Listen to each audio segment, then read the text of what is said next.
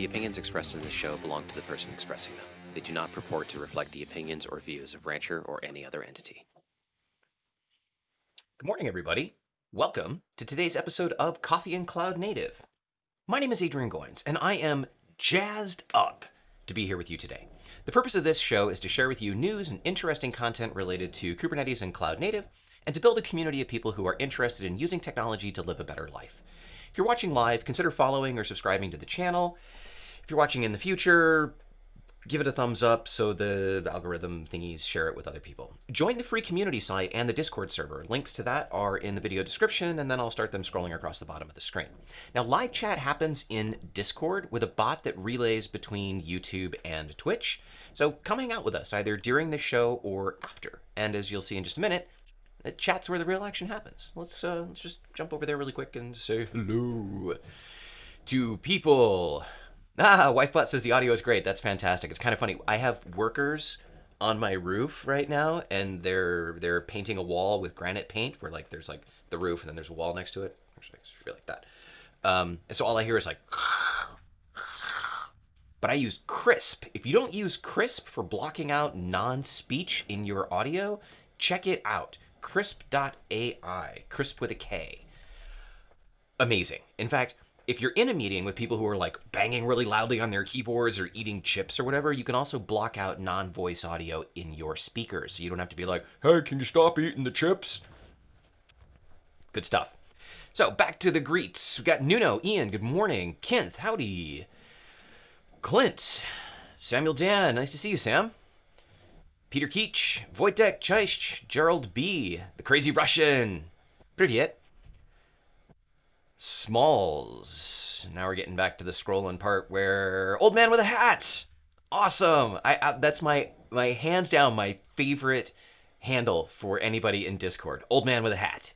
OFS. Hello. Nice to see you, OFS. Welcome to the show. Frank. Nice. Frank just leveled up to level 5. Congratulations, Frank. Frank has a dog who looks very much like my dog, and my dog yesterday. Well, my dog likes to eat bees. And we think he had a run-in with a yellow jacket yesterday, and he came in and his lips all swollen. Poor guy. Hey, Duck, good morning.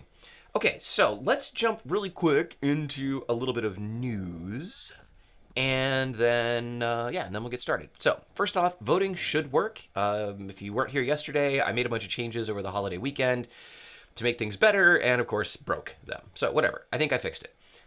There is a new poll in place for the giveaways for December, for which Udemy course you'd like to win. Now, I'm taking the last 2 weeks of December off, so the show will be stopped. I'll still post content to the community site, so y'all can get your fix of cloud native content, but just links. I'm not going to do a show, and I'll use that time to do some additional updates. So there's only 3 weeks this week. First giveaway is going to be on Friday. Please go vote so I know what we're giving away. And then real quick, before I get into the stuff for today, there was a comment. I have to actually end the show on time today because somebody booked a meeting right at the top of the hour, and it's a little bit important, so I need to be there. I told them I'd still be late. And so that started a conversation in the chat about people booking meetings. And the thing about meetings, if you haven't read the book by 37 Signals called Getting Real, go get it and read it. It's just little short chapters of stuff that is mostly about software development, but it has a section in there on meetings. The chapter is Meetings Are Toxic. When you see a meeting and it's got 27 people on the invite, you are 100% guaranteed that unless it's an all-hands meeting, that meeting will have zero value. So to prevent me having to deal with rejecting meetings from people all the time when I'm like, this doesn't need to be a meeting. Like people are like, oh, I want to talk about whatever, and then they invite everybody under the sun. Those are really expensive. I take my day and I recognize that I need multiple blocks of time that are 2 hours long for me to actually get into a zone and then start doing something. It takes 20 to 30 minutes for you to get into the zone. And then if you're interrupted, boom, you're done. You're done. So I have these, what I call deep work sessions throughout the day. They're blocked in my calendar. They're for me. Nobody gets to screw with them. And then I have other sessions that I call shallow work. And those are blocked out, but marked in the calendar as free. If somebody wants to book a meeting during those times, I'll usually accept it unless it has 27 people in it. And then I'm like, why do we need to have a meeting? That's the only way I get anything done. In a organization where, especially all of us working remote, where there's stuff, everybody's going to put meetings on your calendar and you will never get your work done. So I strongly recommend block that time out, and you don't have to explain it. They don't have access to what it is. They just see that you're busy and that you're really busy. And you're like, yeah, I'm really busy every week. Totally. Every single day. Like 6 out of the 8 hours of the workday, totally busy. Sorry. Your life will be better. So let's actually get into the real stuff. So first up, we have the A/B test. The collector bots have gathered candidates for the show, and Trufflebot has scored them from 1 to 5 coffees, corresponding to a 75 to 100% probability of being interesting content.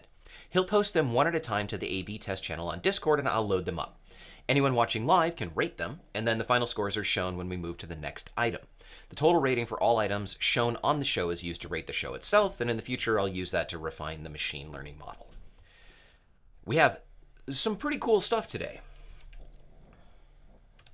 Make sure I loaded it. Did I load it? I loaded it. Yay! What's first in the list? First in the list is this is funny. So Cyber Monday. Linux Foundation is basically selling everything, but I'm pretty sure that the CKA course used to be $299. So I'm not sure if marking it up to 500 so you can mark it down to 200 is really a 60% savings, but I don't know. Maybe they raised the price recently. I'm pretty sure that they didn't. Regardless, $199 for the Kubernetes Fundamentals course with the CKA exam is a smoking deal. If you already have that, well, there's lots of other stuff. The CKS exam, Cloud Foundry, Essentials of Linux Administration, all of their stuff is 60% off through the rest of the week with the coupon Cyber. I saw a thing on CNN that said that it's official, Black Friday is totally irrelevant because all of us are already shopping online and nobody cared. But hey, it's a good time to spend some stuff. I bought nothing this Black Friday because I'm saving all of my money to move back to the United States.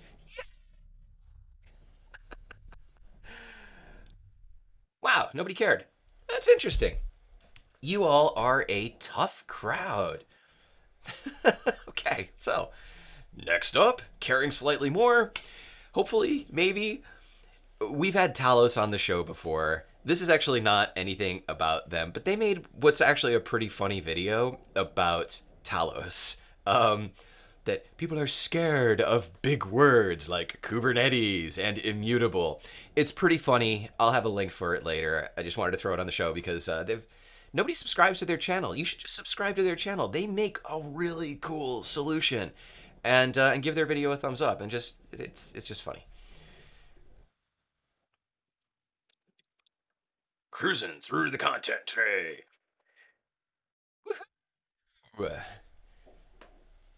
Challenge number 2 of Seasons of Serverless came out yesterday. Seasons of Serverless, Microsoft's annual series of challenges to help you learn everything about serverless and, of course, learn a little bit about Azure in the process. This week, you have to create a machine learning model that can analyze images of food and determine what is a laddu for Diwali. Diwali is an Indian festival that celebrates the victory of light over darkness, and laddus are balls of flour dipped in sugar syrup. One of the things I'm really looking forward to upon returning to the United States is being able to eat food from other cultures. Mexican food, sushi that doesn't have cream cheese in it, Indian food, Middle Eastern food, all super stoked. So laddus, delicious. Looking forward to it. Somebody just shout me out about something?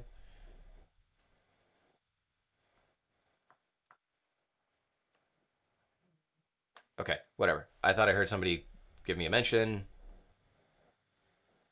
I guess not. So the next challenge is out. Machine learning, and Azure actually has a service that you can use for doing image classification. So check that out.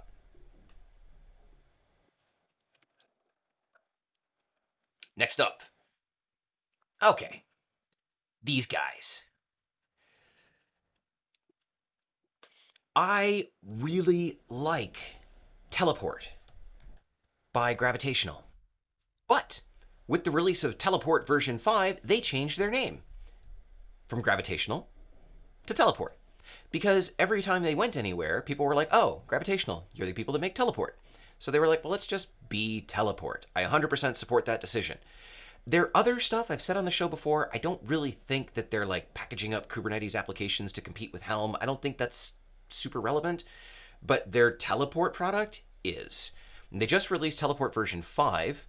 So this is like a 50-minute long video that talks about it. But if you look at they have this thing now where they're calling it the Unified Access Plane, which gives you, well, it's a suite of products. You don't actually buy the whole thing. So server access, Kubernetes access, or application access. And each of these things provides a different service. So server access, this is what I know, where you've got single sign-on, RBAC, access workflows. And the thing that I like most about their solutions is the full session recording. So you can use this for like collaborative stuff where you could be training somebody. You can use it for auditing. You can see what people are doing and who did and what and everything, and literally go back and play their entire session. It's amazing, and it's always been amazing. But in addition to server access, they provide a kubectl proxy that does the same thing. So the same functionality, but instead of SSH, it's a wrapper for Kubernetes API access. Genius. And then application access, where you can take any internal application and wrap it the same way, where it'll proxy everything after a sign-on. Their sign-on functionality is in their free plans. So everything has a free plan.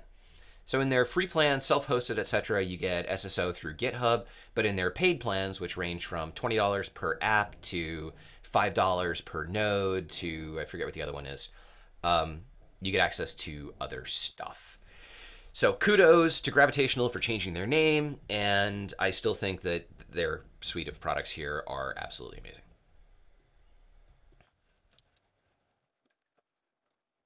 Next. When I was a young pup and we were learning how to do stuff with the internet, I always told people that the best, I don't think it applies anymore, but back in the day, I thought the best way to learn how to do stuff on the internet was to build a DNS server and build a web server. It was before the cloud. NTP, though, I put right up there with DNS as one of those things that's really simple and really important. I did not realize until I saw this article yesterday that, I mean, it totally makes sense. So much depends on NTP that it's a perfect target for man-in-the-middle attacks or for screwing around with stuff to, hide what you're doing or change how something operates or change a one-time password to use something from before.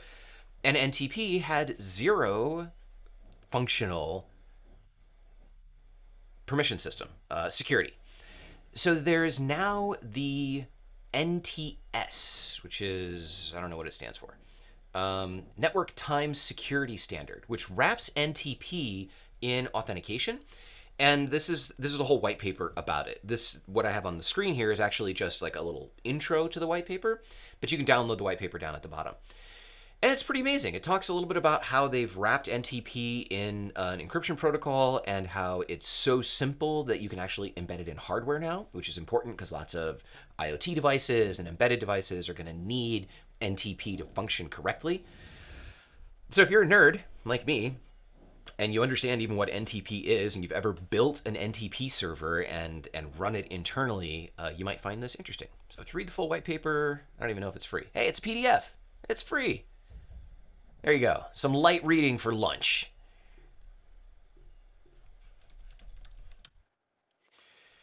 Next up, for all of you Raspberry Pi folks. If you have a Raspberry Pi 4, you've probably, let me get this meeting notification off my screen there. You've probably noticed that the Pi 4 runs really hot, particularly if you're using their case, which doesn't have a lot of airflow. There have been some hacky solutions. They changed some firmware, whatever stuff to make it do things differently. But the problem is basically if you have the Pi 4 in a case, it gets hot enough that it starts throttling the CPU. And that sucks. Well, they've released a fan now that works with their case, and they've got some benchmarking stuff here that shows that with an open case, it gets up to 70 degrees. put it in a case, it gets up to above 80 and starts throttling, so that their sample takes a little bit longer. You can't see my mouse. Whatever. Their sample takes a little longer. And then they put the fan on in the case, and you see that it actually never gets above 67 degrees, and it takes the same amount of time. It's $5. You can control it with a GPIO port, so you can actually turn it on and off if you want. There you go. And they recognize that, whoops, our bad, and for the Pi 5 or the Pi 4C or whatever comes out next, they're going to prioritize cooling because, holy cow, it's important.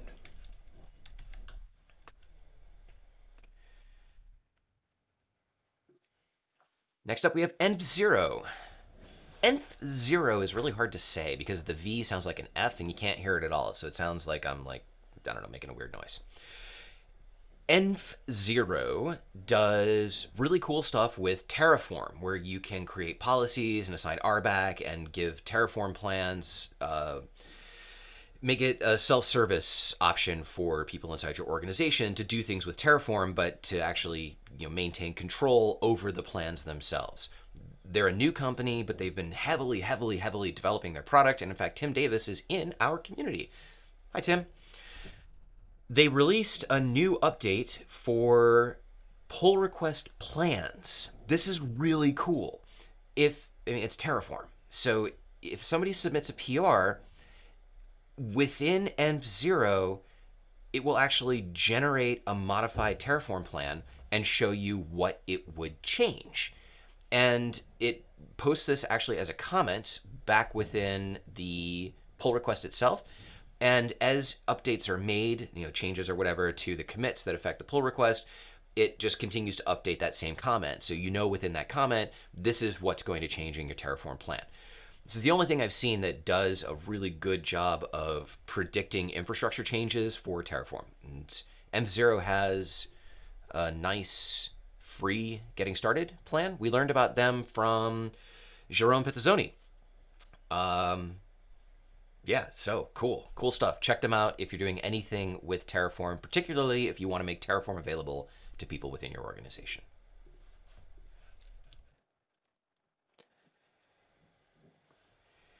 Last week, oh good lord. Last week, Amazon pooped itself, basically, for lack of a better word.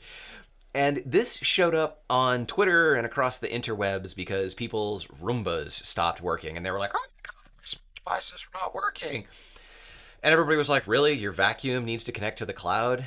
Yeah, so that's one whole argument about the garbage going on with IoT. And it wasn't actually that the Roomba needed to. It was probably something related to Cognito or permissions or something. But at the end of the day, stuff just didn't work. I remember the early days of Amazon failures that knocked out entire availability zones forever. So seeing something like this and seeing their response to it, this is their postmortem, they've come a long way. But there's a lot to learn here about cascading failures and how anybody who's ever been through a major failure understands that it's almost like the perfect storm of little things that together just unite to make this god-awful monstrosity that you're going to have to beat down piece by piece. Ultimately, the problem started at 5:15 a.m. Pacific time and was not resolved until 10 p.m. Pacific time. They got the resolution in at around 10 a.m., but because of the amount of stuff in the backlog and the problem of if there was too much, it would break something else, they could only open the floodgates a little bit at a time and let those errors clear. It was a major outage that not only affected Amazon services, it affected Amazon's status dashboard. So people were saying, this is clearly down, but the dashboard says it's up. Well, because Kinesis affected Cognito, and Cognito is part of the dashboard, so the dashboard didn't work. They had a backup tool that people weren't trained on. If you're an SRE, if you do anything in systems administration, if you maintain systems, if you're in support, read this and take the lessons from here and apply them to your environment. It will save you massive headache in the future. And if you are somebody who develops IoT stuff, for the love of Johnny Five, please don't make my vacuum depend on the cloud. Please. Oh my gosh, no, this is not supposed to be up there yet. This is the tool of the day. Okay, well, I'll have to fix that logic. Okay, so, well, since it's there, we have to vote on it. So we're gonna do tool of the day, and then we'll come back to other stuff.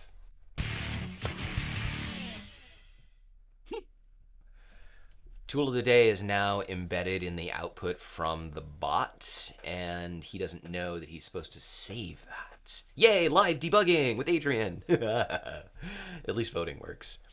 Today's tool of the day is Portieres from IBM. This is a Kubernetes admission controller for the enforcement of image security policies. Who remembers what the theme of the month is? Policy.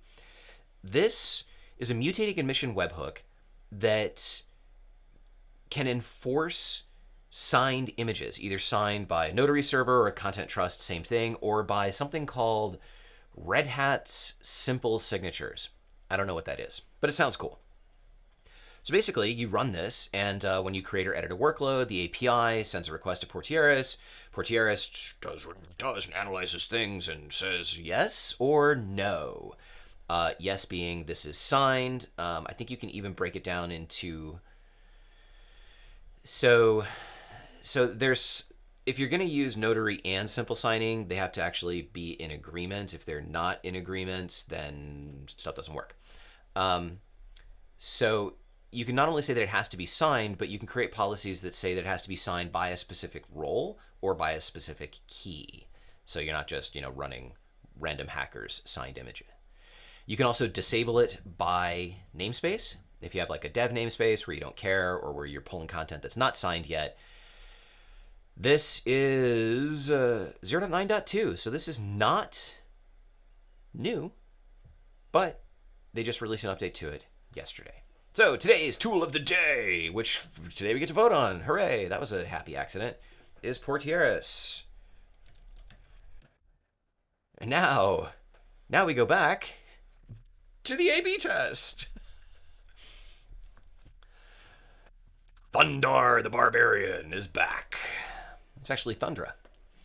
But I like saying Thundar because, come on, Thundra the Cloud Librarian. No.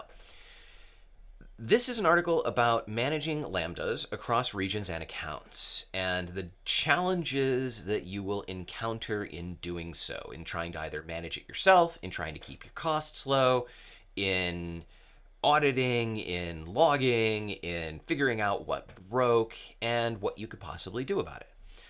They start out with an explanation of things and how you might do this yourself. So, AWS CLI, CloudFormation, or AWS SAM, which I hadn't even heard of, which is the serverless application model. Cool. So that's an option. And then the problems you might encounter with that, and then what third-party tools exist to help you solve that. They do something that I like. They actually start out talking about somebody else's third-party tool, Stackery. And they say, yeah, you could use Stackery, and it'll probably be okay. But here's where Stackery falls short. Or you could use our tool, Thundra. And here's why Thundra is better than all of these other solutions. Great blog article. Just great for... I like when people promote their stuff without being like, we're the only solution out there. Help people solve the problem in the domain in which you are an expert, and give them choices and empower them with information that allows them to choose if you are the best solution, and some will.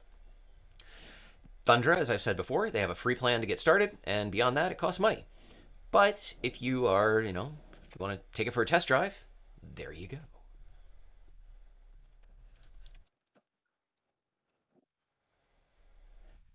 Next up, we have Starboard from Aqua.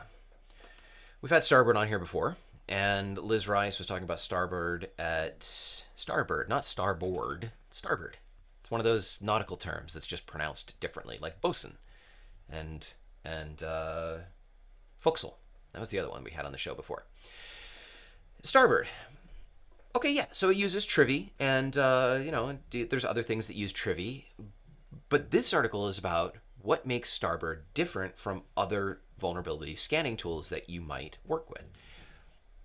I was not aware that other tools while they tend to output whatever is convenient for them, there's different formats for each tool. So if you're using multiple tools because there's not a good overlap in all of the functionality that you need, you have to pick apart their different report styles. Starboard, when it's run in operator mode, which means it runs inside of the Kubernetes cluster and can be triggered based on things. So a new deployment launches, it can automatically do a scan of that and then send the output back. But it creates its output as a CRD. So it's Kubernetes native objects, and you can then query them because they follow a specific format. What Aqua would like to see is that other security tools pick up this style so that we can have a consolidation of report output that benefits everybody. Smart. So they're just leading the way by being like, yeah, hey, look at this over here. Yeah, CRD. Awesome. Enjoy. Starboard's free. Starbird is powerful and great, and yeah, there you go.